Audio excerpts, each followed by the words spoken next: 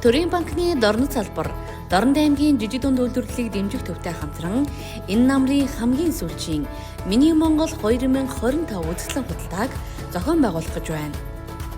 Миний Монгол 2025 үзэсгэлэн худалдаанд Дорнод аймгийн үйлдвэрлэл эрхлэгчдийн бараа бүтээгдэхүүнийг сурталчлан хэрэглэгчдэд нэмэгдэл төлбөргүй үйлдвэрийн үнээр худалдан авалт хийх боломжийг олгож буйгаараа онцлог юм. Үзэсгэлэн худалдаа 2025 оны 11-р сарын 1-ний өдөр өглөөний 9 цагаас оройн 17 цагийн хооронд нутгийн удирдлагын ордны нэг давхурд зохион байгуулагдана. Иргэд та бүхнийг орон нутгийн үйлдвэрлэл эрхлэгчдэд дэмжин өргөнөөр үйлчлүүлэхийг